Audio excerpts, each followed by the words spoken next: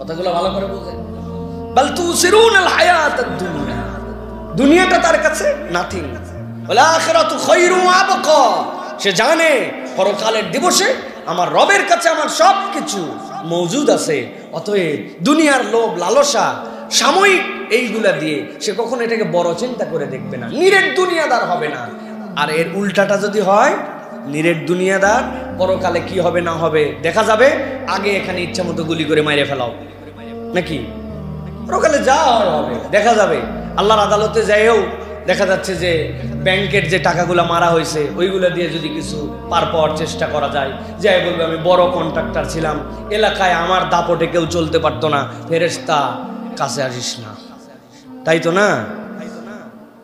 এই জন্য আল্লাহ রাব্বুল আলামিন বলছেন খুব সাবধান হও, অন্তর শুদ্ধ করো আগে।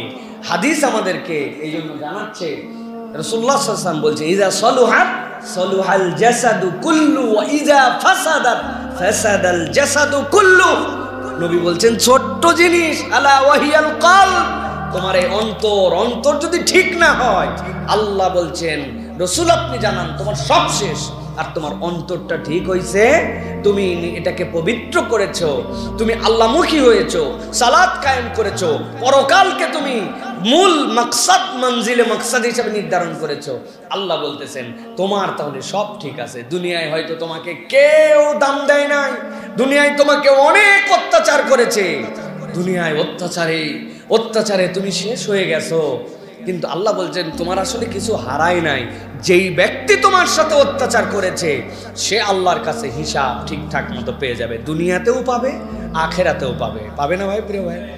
আহা, আমি শুধু অবাক হয়েছি, মানুষের প্রতি কতটা নির্মম হতে পারে এটা কখনো ভাবা যায় না। আপনি কল্পনা করতে পারেন যে একটা মানুষ, তাকে এমন একটা জায়গায় বন্দি করে রেখে দেওয়া হয়েছে যে বের হওয়ার পরে জিজ্ঞাসা করছে কতদিন ছিলেন, বলতেছে 30 থেকে 35 বছর। লোকজন বলছে না আপনি তো ছিলেন 11 বছর।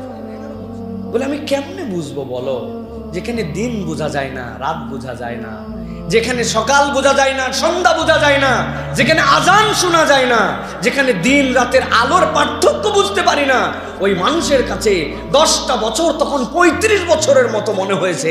এই রকম দেশে বেশি দূরে নয়, আমাদের মসজিদ থেকে 2 কিলোমিটারের মধ্যে এরকম জুলুমশাহী ছিল, এটা কোনো মানুষ দ্বারা কখনো সহ্য করা সম্ভব নয়, ঠিক কিনা? এই জুলুমের পরিণতি কি? গামছা দেখায় বলেছেন এই গামছাতে যে পরিমাণ পানি আছে চোখে একটা দিঘি হয়ে যাবে। আপনি কি বলেন? যে ধর্মের যে বর্ণের যত বড় অপরাধের মানুষ হোক, মানুষের সাথে এটা করতে পারে, অথচ এগুলি সব আমাদের চোখের সামনে হয়ে গেছে। আপনি বলবেন অমুকে জানতো না, তমুকে করেছে।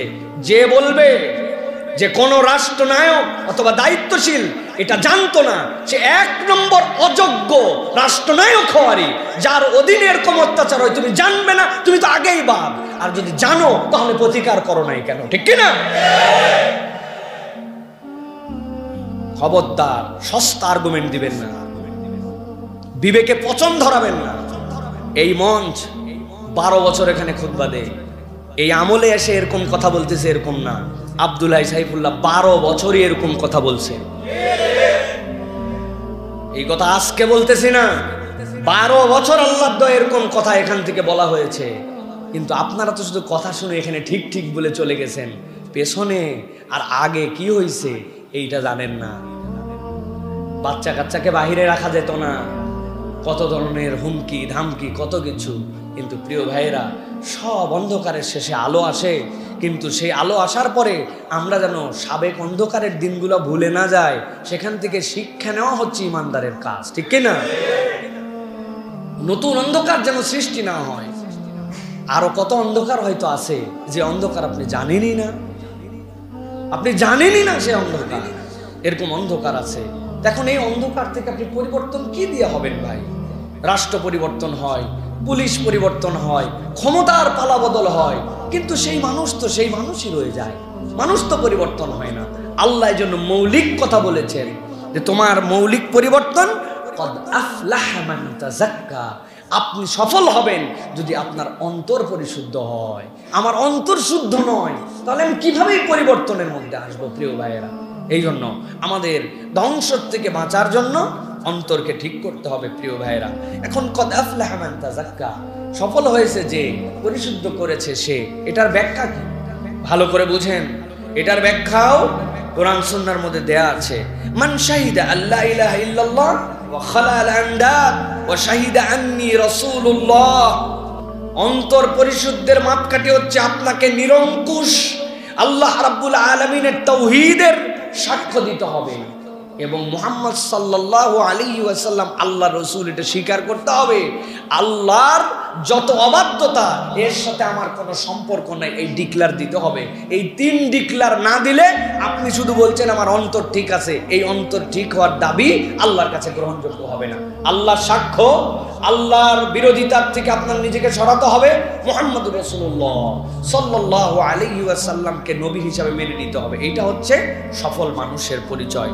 আরেকটা ব্যাখ্যার মধ্যে আসছে, তাহহারা নাফসাহু মিনাল আখলাকিজ রাযিলাহ ওয়া তাবাআ মা আনজালাল্লাহু আলা রাসূলিহি। যত খারাপ অভ্যাস সেখান থেকে নিজেকে বাঁচাতে হবে আর আল্লাহর নবীর অনুসরণ করতে হবে।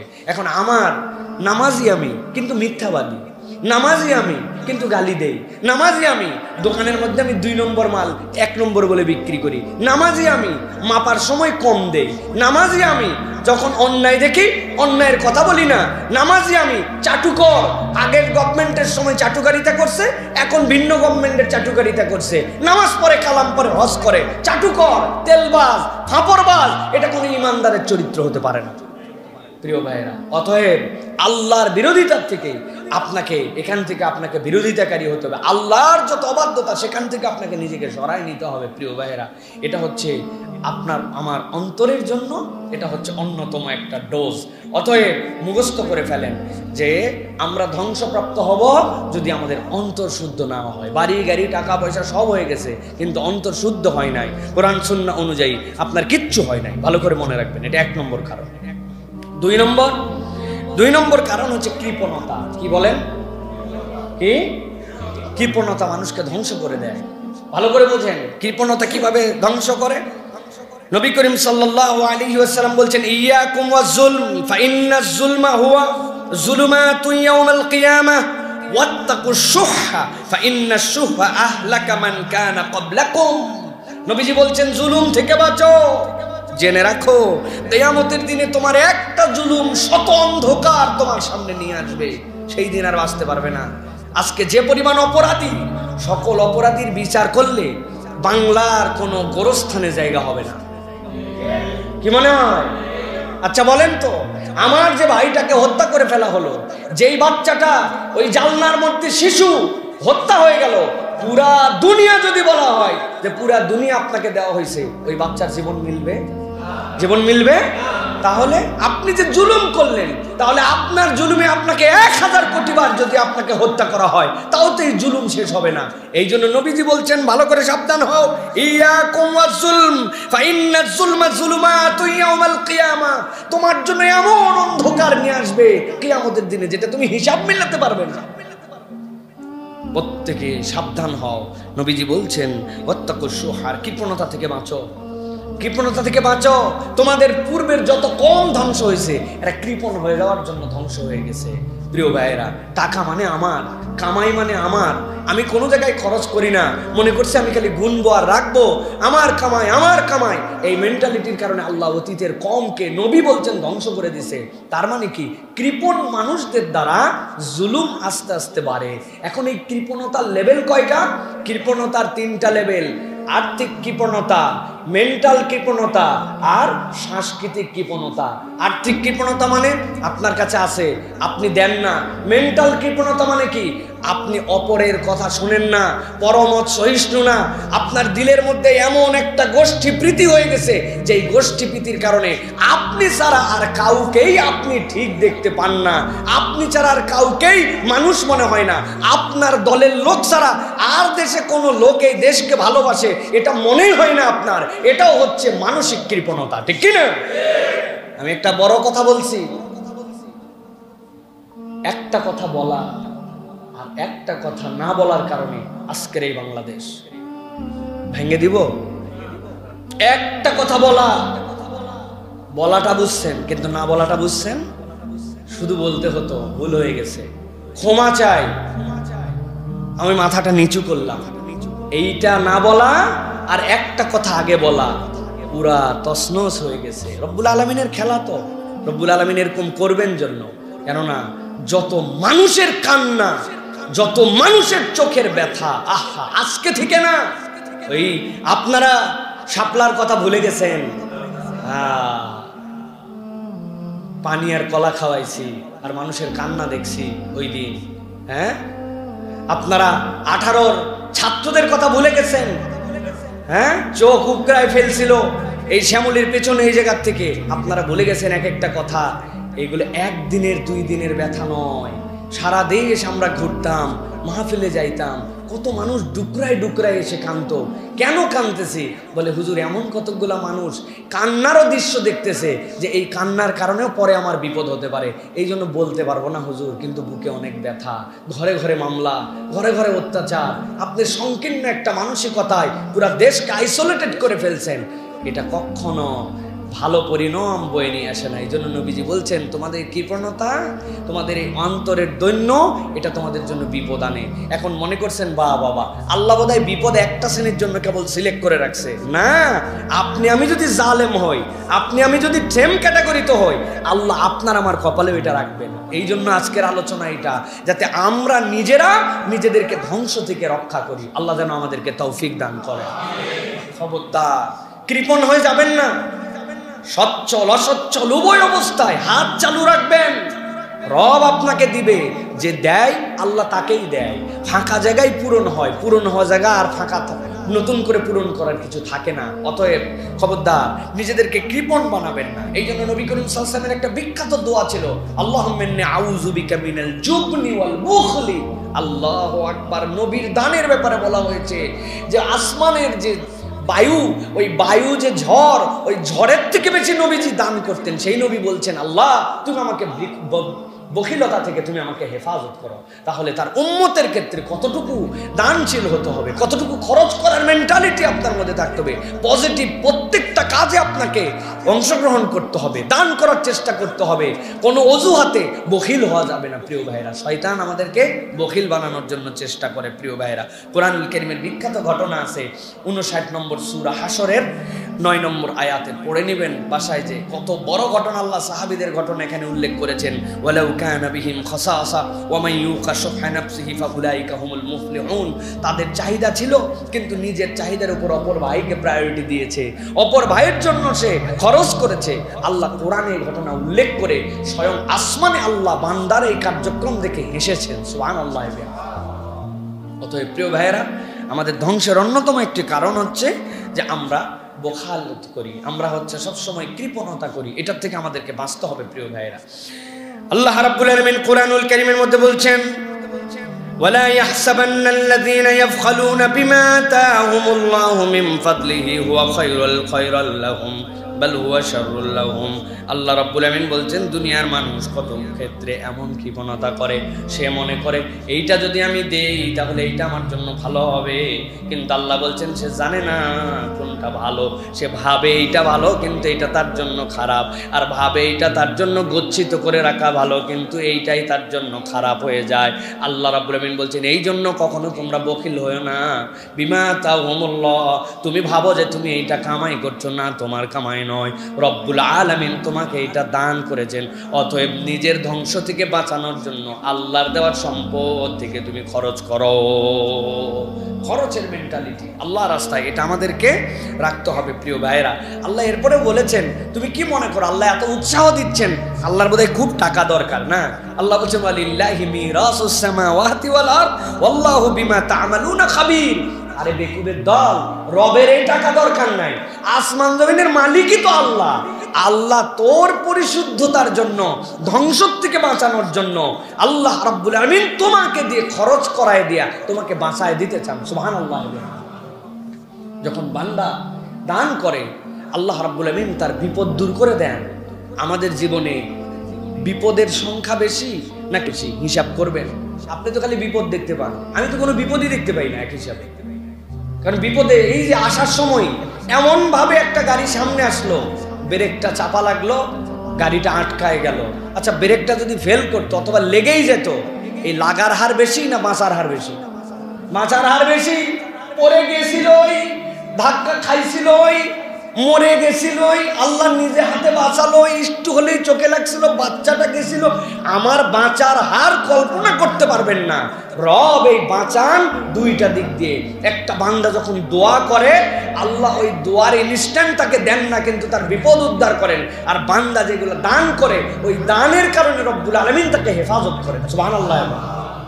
বুঝি না তো আমরা, মনে করছি আমার টাকা আমার পয়সা, বেরই হয় না। 100 টাকার নোট, 50 টাকার নোট দুইটা আছে, ফকির আসছে, কই খুচরা নাই। কেন? আপনার খুচরা কোথায় হবে ভাই? আপনি এত ছোট হয়ে গেলেন কেন? আপনি ফকিরের থেকেও তো অনেক ক্ষেত্রে ছোট হলেন, সকলের জন্য নয়। কিন্তু আপনি খুচরা রজুহাত ওই সময় দিলেন কেন? দেন না, একদিন 50 টাকায় দেন, আল্লাহ যদি তৌফিক দেয় আপনাকে। এরকম না যে আপনি ফকির হয়ে যায় আপনাকে ফকিরাতের জন্য দান করতে, বিষয় এরকম নয়। কিন্তু আমাদের অন্তর হিসাব করে দেখেন, অনেক ক্ষেত্রে বকিল হয়ে গেছে, টাকা পয়সার মোহ আর এই প্রেমে আমরা পড়ে গেছি, আমাদের টাকা বের হয় না। এই জন্য এখান থেকে আমাদের বাঁচতে হবে। এরপরে যেটা বলছি 3 নম্বর, সংক্ষেপ করে বলি প্রিয় ভাইয়েরা, দাম্ভিকতা। কি? দাম্ভিকতা, ভাব দেখানো, অহংকারী মন মানসিকতা। এইটা বান্দার ধ্বংসের অন্যতম কারণ। আল্লাহ রাব্বুল আলামিন বলছেন 16 নম্বর সূরা, সূরা নাহল এর 23 নম্বর আয়াতে, লা জারামা আন্নাল্লাহা ইয়ালামু মা ইউসিররুনা ওয়া মা ইউলিনুন ইন্নাহু লা ইউহিব্বুল মুস্তাকবিরিন। বান্দা, তোমরা ভেবো না যে আল্লাহ রাব্বুল আলামিনের কাছে জানা নাই। আল্লাহ জানেন তুমি যা প্রকাশ্যে করো এবং যা তুমি গোপনে করো। ইন্নাল্লাহা লা ইউহিব্বুল মুস্তাকবিরিন। আল্লাহ রাব্বুল আলামিন অহংকারী, দাম্ভিককে আল্লাহ পছন্দ করেন না। আগের আয়াতের অর্থটা বোঝেন। আল্লাহ বলছেন তুমি প্রকাশ্যে যা করো, গোপনে যা করো, সব কিছু আল্লাহ জানেন। অতএব সব কিছু যেই রব জানেন, আল্লাহ রাব্বুল আলামিন বলছেন তিনি তোমাকে অহংকারী হিসেবে দেখতে চান না। তার মানে কি? কেবল প্রকাশ্য অহংকারও হয় না, অপ্রকাশ্যেও কিছু অহংকার আমাদের মধ্যে থাকে, যেইটা লোকে দেখে না কিন্তু ভাবে বোঝা যায় আমি অহংকারী। প্রিয় ভাইরা, সুতরাং এই অহংকার আমাদের পতনের কারণ। অতএব অহংকার করা যাবে না প্রিয় ভাইরা। অহংকার মানে কি?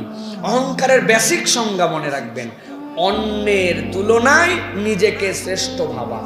বাস, বেসিক। অন্যের তুলনায় নিজেকে শ্রেষ্ঠ ভাবা।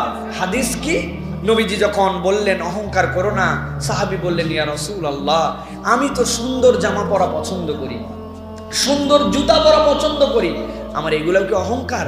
নবীজি বললেন না না না, তুমি যদি তোমার তুলনায় অন্যকে নিচু ভাবো সেটা তোমার জন্য অহংকার। আমি একটা সুন্দর পোশাক পরতেই পারি, কিন্তু আমারটাই সেরা, অমুকেরটা খারাপ, আমার মতো কেউ আছে কিনা, আমি, এই জিনিস কিন্তু আমাদের জন্য পতনের কারণ। প্রিয় ভাইয়েরা, আপনারা খেয়াল করে থাকবেন, এই কথাটা আমরা এই বিগত বহুদিন ধরে দেখেছি। আমি করেছি, আমি দিয়েছি, আমি দিলাম, শুনলেন না আপনারা?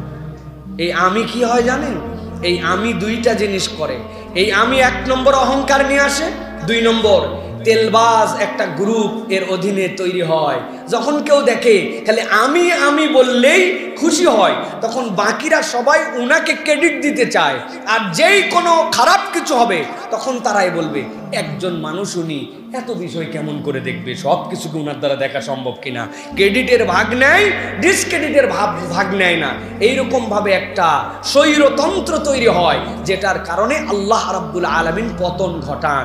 অতএব প্রিয় ভাইয়েরা, আমরা যেন আল্লাহ রাব্বুল আলামিনের কাছে এরকম স্বৈর না হয়ে যায়, আমরা যেন এরকম নিজেরা না হই। এই জন্য আল্লাহ বলছেন খবরদার, তোমার অহংকার, আমিত্ব, সেটা ছোট থেকে বড় সব জায়গায় আসতে পারে, এটা যেন তোমাকে গাফেল করে না ফেলে। আল্লাহ বলছেন ওয়ালা তুসাইর খাদ্দাকা লিন-নাস ওয়ালা তামশি ফিল আরদি মারহা। দুনিয়ার বুকে তুমি কখনো ফুটানি করে দাপট দিয়ে চলো না, মানুষের দিক থেকে মুখ ফিরাই নিও না। ভাব কি একটা আমি হয়ে গেছি, এরকম মুখ যেন না হয়। আল্লাহ বলছেন তুমি তোমার মানুষের দিক থেকে মুখ ফিরাই নিও না। মুখ কখন ফিরায়? যখন সে বুঝে ফেলে যে আমি সব, আমার মতো কেউ নাই, আমি করেছি কেবল, এই মেন্টালিটি যেন আমাদের মধ্যে গ্রোন আপ না করে প্রিয় ভাইরা। আল্লাহ রাব্বুল আমিন এখান থেকেও আমাদেরকে হেফাজত করুক প্রিয় ভাইরা। সুতরাং এই যে জান্নাত এবং জাহান্নামের মধ্যে একটা ঝগড়া হবে, এই জান্নাত আর জাহান্নামের ঝগড়ার মধ্যে জাহান্নাম বলবে আমার কাছে দুইটা শ্রেণীকে দিতেই হবে, এই দুই শ্রেণী না হলে আমি জাহান্নাম পেট ভরবে না আমার। তার মধ্যে একটা কারা? পরাক্রমশালী স্বৈরাচার, আর 2 নম্বর অহংকারী। পরাক্রমশালী স্বৈরাচারী নিজেকে স্বৈরাচার ভাবে, আর 2 নম্বর অহংকার। জাহান্নাম বলবে জান্নাতের কোনো অংশ নয়, এটা টোটালটাই আমার। অতএব প্রিয় ভাইয়েরা, আমরা যেন অহংকারী না হই। সুতরাং এখন এর অবস্থা দেখেও যদি আমরা অহংকারী হই, নিজেরা যদি মনে করি এটা কেবল আমাদের অর্জন, এটা কেবল আমরা অর্জন করেছি, আমরা যা ইচ্ছা তাই করতে পারি, এত সোজা নয় প্রিয় ভাইরা। এই দাম্ভিকতার পতন হয়ে যাবে তাহলে। এই জন্য আমরা খবরদার কখনো অহংকারী হব না, আল্লাহর কাছে বিনয়ী বান্দা হয়ে থাকার জন্য চেষ্টা করব। আল্লাহ আমাদেরকে অহংকার মুক্ত জিন্দেগি গঠন করার তৌফিক দান করেন। 4 নম্বর পতনের কারণ দুনিয়াকে প্রাধান্য দেওয়া। কি বলছে? দুনিয়াকে প্রাধান্য দেওয়া। দুনিয়ায় আমার কেবল দুনিয়া প্রিয় ভাইরা।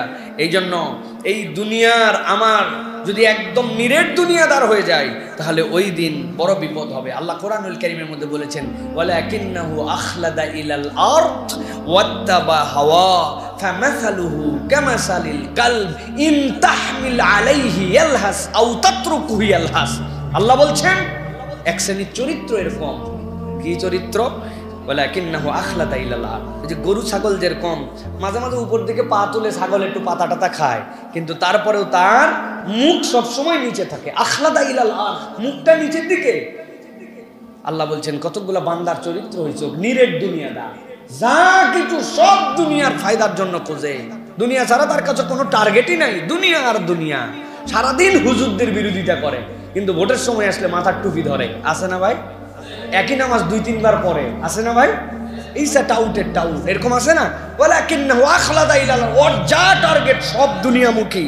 আল্লাহ বলছেন ওয়াত্তাবা হাওয়া, আর অপরাধ হচ্ছে তার অন্তর হচ্ছে তার ইলাহ, তার মন যা বলে তাই করে। যতটুক পর্যন্ত তার মন টানে ততটুক পর্যন্ত ইসলাম করে। যেই বলবেন নামাজের ইসলাম ওকে, রোজার ইসলাম ওকে, কুরবানির ইসলাম ওকে, কিন্তু আল্লাহর আইনে দেশটা চলুক, আল্লাহর আইনের সংবিধান হোক, আল্লাহর আইনে চোরের বিচার হোক, আল্লাহর আইনে অপরাধীর বিচার হোক, আল্লাহর আইনে জেনাকারীর বিচার হোক।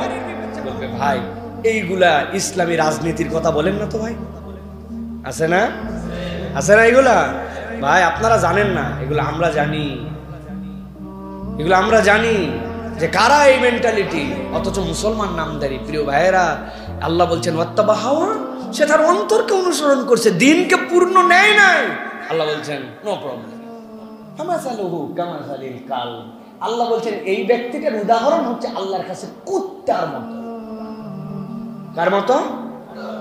কুকুর বললে অত সুন্দর শোনা যায় না। আমার বাচ্চা কাচ্চারা খুব আপত্তি করে আমি কুত্তা বললে। না বাবা, কুকুর বলো, মানে তার মানে কুত্তা একটু গাল গাল মনে হয়, আর কুকুর একটু স্মার্ট মনে হয়। এই জন্য আমি এই আয়াতের অনুবাদে বলছি ফামাসালুহু কামাসালিল কালব, এই মানুষগুলার চরিত্র কুত্তার মতো।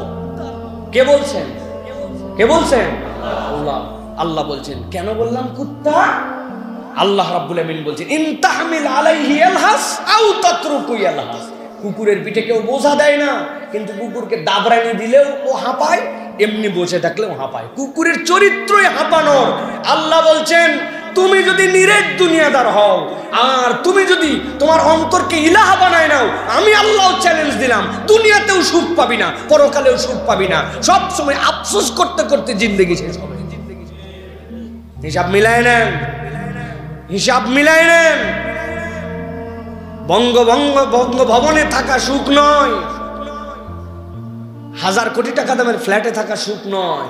সুখ অন্তরের সাবজেক্ট। এমন সুখী মানুষ আছে দিন কামলা করে আনে, কিন্তু তার সুখের কোনো অভাব হয় না। প্রিয় ভাইরা, আল্লাহ এই জন্য বলছেন জিন্দেগিটা কুত্তার মতো বানায় দিব। সব সময় জিব্বা বের করে ঘুরবি, মনে করছিস দুনিয়াদার হয়ে বিরাট ফায়দা পালি, দুনিয়াও শেষ আখিরাতেও শেষ। হিসাব মিলান। আমাদের অধিকাংশ জিন্দেগি এখন এরকম হয়ে গেছে, শান্তি নাই, সুখ নাই, কামাই আছে কি জানো নাই, কি নাই তাও জানি না। আছে না ভাই? কেন অসুখ? ভালো লাগতেছে না কেন ভাই বলেন? কি কারণে ভালো লাগতেছে না?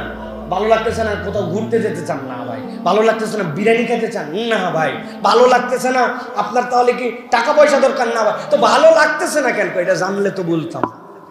কেন ভালো লাগতেছে না তাও জানেন। আল্লাহ বলছেন এটার কারণ হচ্ছে মিলায় দেখো, তুমি তোমার নফসের তাবেদার হয়ে গেছো, অথবা নিরেট দুনিয়াদার হয়ে গেছো। আল্লাহ রাব্বুল আলামিন এই জন্য আমাদের এই ধ্বংস থেকে হেফাজত করেন, বলেন আল্লাহুম্মা আমিন। ইবনে মাজার একটা হাদিসের সংক্ষেপ বলি আপনাদের কাছে, এটা আপনাদের মাথার মধ্যে ঢুকায় রাখার জন্য।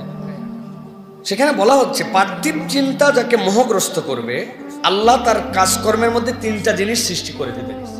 পার্থিব এই জগৎ কেন্দ্রিক কেবল যার চিন্তা হবে, নামাজ ভাই ব্যবসা এখন ভালো চলতেছে, পরে পরে নিবনি, এখন সময় হয় নাই হজ করার, পরে করবনি ভাই, একটুখানি দুনিয়ায় চলতে সত্য মিথ্যা বলা লাগে ভাই, অত সুফি হয়ে চলা যায় না।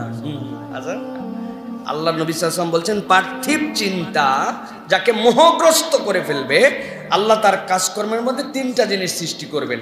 1 নম্বর অস্থিরতা সৃষ্টি করবেন, 2 নম্বর তার দারিদ্রতা নিত্য সঙ্গী হবে, কোটি টাকা পাওয়ার পরেও তার মনের দারিদ্রতা দূর হবে না, 3 নম্বর পার্থিব ততটুকুই তার ভাগ্যে যা আছে ততটুকুই পাবে, কিন্তু হাহুতাশ তার দূর হবে না।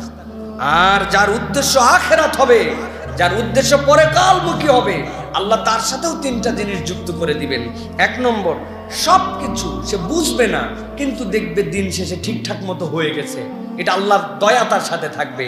2 নম্বর অন্তর তার ঐশ্বর্যমণ্ডিত হবে, টাকা নাই পয়সা নাই তাই নাই কি, কিন্তু তার অন্তরটা বিরাট বড় অন্তর, মানুষের জন্য দয়া ভালোবাসা, বুকের মধ্যে একটা বিরাট প্রশান্তি নিয়ে সে ঘোরাফেরা করে, চলাফেরা দেখলে মনেই হবে না যে তার অভাব অনটন আছে, পরকালমুখী জিন্দেগি। আর 3 নম্বর দুনিয়ার স্বয়ং আল্লাহ তার কাছে হাজির করে দিবে, দুনিয়ার পেছে তাকে দৌড়াতে হবে না, দুনিয়া তার কাছে হাজির হবে, তার পায়ের কাছে আসবে দুনিয়া, আসার পরে আল্লাহ রাব্বুল আলামিন তার সামনে দিবেন।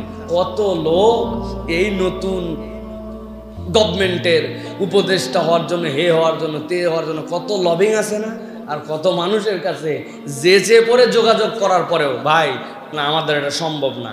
আল্লাহ রাব্বুল আলামিন বলছেন তোমার জিন্দেগির মোটিভ ঠিক করো, রব্বুল আলামিন তোমার কাছে এইগুলো হাজির করে দিবেন। অতএব এই জিনিসটা মনে রাখতে হবে প্রিয় ভাইরা, যে আমরা পার্থিব চিন্তা যদি মোহগ্রস্ত করবে আমাদেরকে, আল্লাহ রাব্বুল আলামিন বলছেন তার সাথে তিনটা কাজকর্ম তার সাথে যুক্ত হয়ে যাবে। অস্থিরতা সৃষ্টি করবেন, দরিদ্রতা তার নিত্যসঙ্গী, পার্থিব ততটুকুই যা তার ভাগ্যে আছে, কিন্তু হুতাশ পুরাবে না। আর যার উদ্দেশ্য আখিরাত, সব কিছু আল্লাহর দয়ায় সুষ্ঠু হবে, অন্তর ঐশ্বর্যমণ্ডিত হবে। আর 3 নম্বর দুনিয়াকে আল্লাহ তার সামনে হাজির করে দিবেন। অতএব প্রিয় ভাইয়েরা, আমাদেরকে এই জিনিসটা সব সময় মনে রাখতে হবে যে দুনিয়াকে প্রাধান্য দেওয়া আমাদের সুযোগ নাই, পরকালমুখী আমাদের জীবন লাগবে। 5 নম্বর মানুষ ধ্বংসের কারণ শয়তানের কুমন্ত্রণা। এটা আমরা বুঝি না, শয়তানের কুমন্ত্রণাটা কি এটা আমরা বুঝি না। আল্লাহ রাব্বুল আলামিন 11টা আয়াতে কারিমা 2টা সূরার মধ্যে দিয়েছেন, যেটা ফালাক আর নাস। এটা আমাদের নিত্য পাঠ্য, নিত্য গবেষণা এবং নিত্য অনুভবের মতো বিষয়। রব্বুল আলামিন এখানে কি চমৎকার করে এই পুরা কোরআনের বিষয়বস্তু কি বলেন তো? হ্যাঁ, কোরআনের সাবজেক্ট কি? মানুষ। এই কোরআনের সাবজেক্ট মানুষ, এই পুরা কোরআনের সাবজেক্ট হচ্ছে মানুষ। আল্লাহ রাব্বুল আলামিন উপসংহার দিচ্ছেন ওই মানুষের জন্য, কুল আউযু বিরাব্বিল ফালাক মিন শাররি মা খালাক ওয়া মিন শাররিন নাফাসাতি ফিল উকাদ ওয়া মিন শাররি হাসিদিন ইযা হাসাদ। আল্লাহ রাব্বুল রাব্বিন নাস মালিকিন নাস ইলাহিন নাস মিন শাররি ওয়াসওয়াসিল খান্নাস। আল্লাহ যে এই যে প্রত্যেকটা জিনিসের কনক্লুশন দিলেন কি? শয়তানের কুমন্ত্রণা। শয়তান আপনাকে আমাকে গাফেল করে দিতে চায়, সব বুঝের পরেও শয়তান শেষ করে। অতএব রব্বুল আলামিন এই জন্য বলছেন তোমাদের প্রত্যেকের সাথে শয়তান আছে। নবী করিম সাল্লাল্লাহু আলাইহি ওয়াসাল্লাম বললেন এই শয়তানের নাম কারিন। শয়তানের নাম কি? প্রত্যেক মানুষের সাথে। সাহাবায়ে কেরাম তো স্পষ্টভাষী, ইয়া রাসূলুল্লাহ আপনার সাথেও?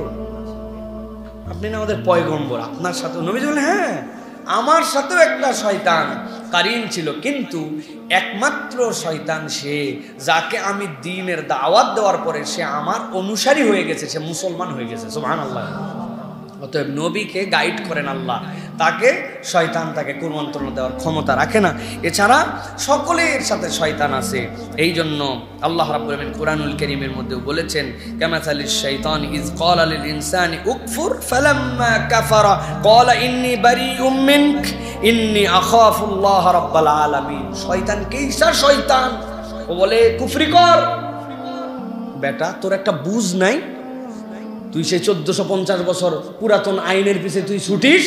তুই না নতুন বাংলাদেশের লোক, নতুন আইনের পিছনে তুই ছুটবি, মডার্ন ওয়ার্ল্ডের লোক, মডার্ন ব্রিটিশের আইনের পিছে ছুটবি। গাধা কোথাকার, আল্লাহর আইন ওগুলো চলে না, ওগুলো ব্যাকডেটেড হিসাব। ও বলছে উকফুর। আর যখন বান্দা মেনে নেয়, হ্যাঁ ঠিক আছে, আমাদের আইনেও আমরা বিচার শাসন প্রশাসন এই সেই করতে পারি, কিয়ামতের দিন যখন ধরা হবে তখন বলবো, ওরে বাবা রে বাবা, ইন্নী বারিউম মিনকা, আমি তোমার থেকে 100 হাত দূরে, আমি আল্লাহকে ভয় করি, আমি এর সাথে নাই। পুরা শয়তানি চরিত্র আল্লাহ কোরআনুল কারীমের মধ্যে বলেছেন, 59 নম্বর সূরা 16 নম্বর আয়াত, ভালো করে দেখে নেবেন প্রিয় ভাইরা। অতএব শয়তানের কুমন্ত্রণা থেকে আমাদেরকে বাঁচার জন্য চেষ্টা করতে হবে প্রিয় ভাইরা। এই জন্য এই শয়তানের কুমন্ত্রণা কি, নবী করিম সাল্লাল্লাহু আলাইহি ওয়াসাল্লাম বলেছেন কোন দিক দিয়ে এটা বেশি ঢোকে। রাসূলুল্লাহ সাল্লাল্লাহু আলাইহি ওয়াসাল্লাম বলছেন, লোভ মানুষকে বেপরোয়া করে তোলে, আর বেপরোয়া মানুষ পাপাচারী হয়। আমাদের লোভ যেখানে বুঝবেন, এই জায়গায় মানুষ বেপরোয়া হয়ে যায়, মানুষেরা কোনো পরোয়া করে না কাউকে। লোভ, এই যে আজকের বাংলাদেশের এই পরিবেশ ভাই, সব কিছুর সাথে রিলেট করেন, আপনি মিলবেন কিসের ভাই? লোভ না, আমাকেই থাকতে হবে, যা হয় হবে, সব শেষ করে ফেলে দাও, হ্যাঁ একদম শেষ করে ফেলে দাও, মানে কি মেন্টালিটি।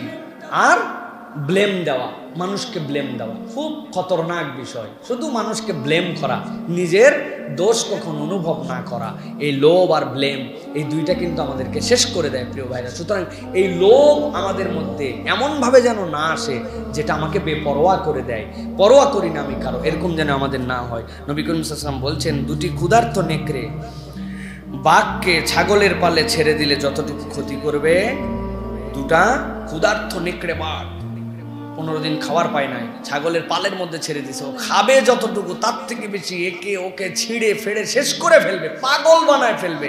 নবী সাল্লাল্লাহু আলাইহি ওয়াসাল্লাম বলছেন, সম্পদ ও প্রতিপত্তির লোভ মানুষের জীবনে তার থেকে বেশি ক্ষতি করে। সম্পদ আর প্রতিপত্তি, আমার প্রভাব, আমার পাওয়ার, সামনে কে আছে না আছে দেখার সময় নাই। এই যে আমাদের পুলিশ ভাইরা বিপদে পড়ছে, পরে ব্যারাকে ফেরত গেছে, হ্যাঁ এই পুলিশ কার হুকুমের গোলামি করলো? যে মারল মানুষগুলিকে, কার এই হুকুমের গোলামি করলো বলেন? এটা গোলামি করে নাই, কি জন্য করছে? বেপরোয়া হলে কি জন্য? এই যে লোভ, এই লোভের কারণে আজকে তারা ভিকটিম হয়ে গেল। উনারা তো যাই আরামে বসে ঠিকসে মতো বিরিয়ানি পোলাও সবই খাচ্ছে, কিন্তু এইখানে যে মানুষগুলোকে বিপদে ফেলে দিয়ে গেলেন, এই মানুষগুলোকে জনগণের সাথে মুখামুখি করে দিয়ে গেলেন, এই মানুষগুলার যে অবস্থা হলো, কি অবস্থা আপনি চিন্তা করেন তো। আমি তো বলছি যে আর কিছু করেন বা না করেন, অন্তত পুলিশের ড্রেসটা চেঞ্জ করেন, এদের দিকে তাকালে ঘৃণা হয়। যে মা তার সন্তান হারাইছে, যে ভাই তার সন্তান হারাইছে, যে ইমাম তার মুসল্লি হারাইছে, যে লক্ষ লক্ষ মানুষের হৃদয়ে ব্যথা দিছে, এই পোশাকের দিকে তাকালে আপনি হয়তো দায়ী নয়, কিন্তু এটা দেখলেই আমাদের জন্য তখন ঘৃণা লাগে, ঠিক কিনা? দেখলে আমাদের জন্য কষ্ট লাগে। অন্তত পোশাক মুক্ত করেন এদেরকে। কি পরিমাণ বেপরোয়া, কি পরিমাণ তাদের দাপট, কি পরিমাণ তাদের অত্যাচার, কল্পনা করা যাবে না। এত পরিমাণ তারা বেহায়ামু করছে, এত পরিমাণ তারা বেপরোয়াগিরি করছে, যা ইচ্ছা তাই করছে তারা। এটা আমরা চোখের সামনে দেখেছি, আমাদের থেকে আপনারা অনেকে বেশি দেখছেন, দেখেন না আপনারা ভাই? কারণ কি? কারণ কিছুই না, এই যে আপনার সম্পদ আর প্রতিপত্তির লোভ, আপনি শেষ হয়ে যাবেন ভাই। আপনি এগুলো একটাও কবরে নিয়ে যেতে পারবেন না। আপনার বিবেকের দহনে আপনি পুড়ে পুড়ে মরবেন। আপনি যদি প্রোঅ্যাক্টিভ হয়ে অন্যায় করে থাকেন হুকুমের বাইরে, আল্লাহ আপনাকে এই দুনিয়াতে আপনার সন্তান, আপনার পরিজনের মধ্যে আপনাকে নিঃস্ব করে, আপনাকে রব্বুল আলামিন তার লীলা খেলা দেখায় তারপরে কবরে নিবে। কেননা আপনি জুলুমটা করেছেন মানুষের সাথে, ঠিক কি না?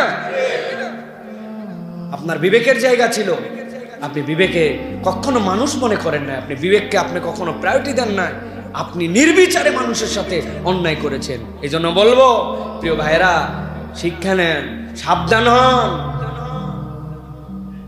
সাবধান হন, বেপরোয়া হয়েন না। আল্লাহ রাব্বুল আলামিন আমাদেরকে বুঝার তৌফিক দান করেন।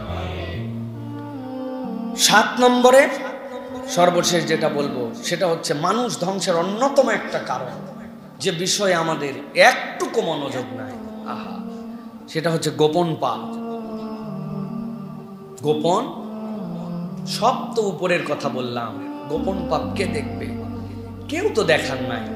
এটা আমাদেরকে শেষ করে দেয়, কারণ আমি মনে করি কেউ এটা দেখতেছে না। আল্লাহ রাব্বুল আলামিন বলছেন, ওয়াযারু যাহিরাল ইসমি ওয়া বাতিনাহু ইন্নাল্লাযীনা ইয়াকসিবুনাল ইসমা সাইয়ুজজাউনা বিমা কানু ইয়াকতারিফুন।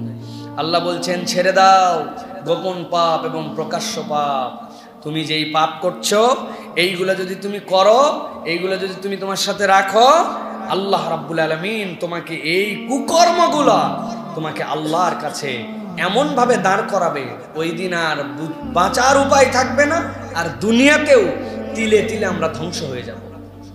গোপন পাপ, এটা ভালো করে বোঝেন। চোখের গোপন পাপ, অন্তরের গোপন পাপ, এমন পাপ যে পাপ আমি ছাড়া আর কেউ জানে না, এরকম পাপাচারে প্রত্যেকটা প্রাণ আজকে ভরপুর। বাহিরের কথা, সরকারের সমালোচনা, পুলিশের সমালোচনা, গভর্নমেন্টের সমালোচনা, এগুলো করলে মজা লাগে। এগুলো অনেক পাপাচারের সাথে আমরা সরাসরি জড়িত নয়, কিন্তু আমি যে ব্যক্তিগত গোপন পাপ করছি, এই গোপন পাপের হিসাব আল্লাহর কাছে কিভাবে দিব? ইমাম শাফি রহমতুল্লাহি আলাইহি বলেন, দুনিয়ার মানুষ জেনে রাখো, 3টা কাজ মানুষের জীবনের সবচেয়ে কঠিন। ইমাম শাফি রহমতুল্লাহ আলাইহি বলেন, মানুষ জেনে রাখো, 3টা কাজ মানুষের জীবনের সবচেয়ে কঠিন। শুনতে সহজ, কিন্তু ভেবে দেখো। 1 নম্বর, সম্পদ কম থাকা অবস্থায় দান করা। এই ওয়াজ করা সহজ, কিন্তু ক্রাইসিস চলতেছে, এই মুহূর্তেও দান করার প্রশ্ন আসলে মানুষ পারে না, তবিয়তগতভাবে সে আটকায় যায়। 2 নম্বর, একাকী থাকা অবস্থায় গুনাহমুক্ত থাকা। কেউ নাই, আমি বাড়িতে একা, রুমে একা, পরিবেশে একা, আমাকে ঠেকানোর কেউ নাই, সেরকম একাকী মানুষ, গুনাহমুক্ত থাকা এই সময়। ইমাম শাফি রহমতুল্লাহ আলাইহির কথা। 3 নম্বর, যাকে ভয় করেন এবং কিছু আশাও তার কাছে করেন, এই রকম লোকের সামনে সত্য কথা বলা। লোকটাকে ভয়ও করি, আবার তার কাছে আমার কিছু পাওনার হিসাবও আছে, লেনদেন আছে তার সাথে, আমার বেনিফিটেড হব, ভয় করতেছি, আবার তার কাছে আমার লেনদেনের হিসাব আছে। এরকম লোকের সামনে সত্য কথা বলে দেওয়া এত সহজ নয়, ইমাম শাফি বলতেছেন। সুতরাং এখান থেকে যদি তুমি বেরিয়ে আসতে পারো, তাহলে তোমার জিন্দগিটা পরিবর্তিত একটা জিন্দগি হিসেবে গঠন হয়ে যেতে পারে। অতএব প্রিয় ভাইরা, গোপন পাপ এটা আমাদেরকে ছেড়ে দিতে হবে ভাই, এটা আমাদেরকে বাদ দিতে হবে। খুঁজে খুঁজে তালিকা করতে হবে যে আমি কি গোপন পাপ করি। আমার এই গোপন পাপ আল্লাহ রাব্বুল আলামিনের কাছে আমি কেমন করে দাঁড়াবো, আমি কেমন করে রব্বুল আলামিনের সামনে হিসাব দিব। সুতরাং আমার নিজেকে আমি নিজে ধ্বংস না করে দেই, নিজেদের বরকত জীবনের উঠে যায়, পরিবারের বরকত উঠে যায় গোপন পাপগুলোর কারণে। বাহিরে আমি সুন্দর চলাফেরা করতেছি, বাহিরে গান বাজনা শুনতেছি না, ঘরের মধ্যে গান বাজনা শুনি। আমি বাইরে যাওয়ার পরে সিনেমা হলে সিনেমা দেখি না, কিন্তু আমি নিজে এমন জায়গায় সিনেমা দেখি যেটা আমার সাথে যায় না। আমার এই আচরণের সাথে বাহিরে জুব্বা টুপি পড়তে যাচ্ছি, বোরকা পরে বাহিরে বেরোচ্ছি, কিন্তু ভিতরে যখন পরিবারে আত্মীয় স্বজন আসতেছে, ওই জায়গায় তখন যাদের সাথে আমার দেখা সাক্ষাৎ করার কথা নয়, ওই জায়গায় আমি আল্লাহর আর মানি না। এগুলো হচ্ছে না বাহিরে দেখতেছে না, ভিতরে তো এটা আমার, এরকম চিন্তা করি। এটা ছোট থেকে বড় খুঁজে খুঁজে আমাদেরকে দেখতে হবে। আল্লাহ যেন আমাদেরকে গোপন পাপ থেকে হেফাজত করেন, বলেন আল্লাহুম্মা আমিন। তাহলে কি কি বলেছি আমাদের ধ্বংসের? একটা বলেছি গোপন পাপ, আরেকটা বলেছি সম্পদ এবং প্রভাব প্রতিপত্তির লোভ, 3 নম্বর শয়তানের কুমন্ত্রণা, এরপরে বলেছি দুনিয়াকে প্রাধান্য দেওয়া, নিরেট দুনিয়াদার হয়ে যাওয়া, তারপরে বলেছি দাম্ভিকতা, এরপরে বলেছি যে দুনিয়ায় কৃপণ স্বভাব এবং চরিত্র হয়ে যাওয়া, আর অন্তর অশুদ্ধ হয়ে যাওয়া, যে অন্তর অশুদ্ধ এইগুলো ধ্বংসপ্রাপ্ত। অতএব আল্লাহ রাব্বুল আমিন এই বিষয়গুলো থেকে আমাদেরকে হেফাজত করুক, বলেন আল্লাহুম্মা আমিন।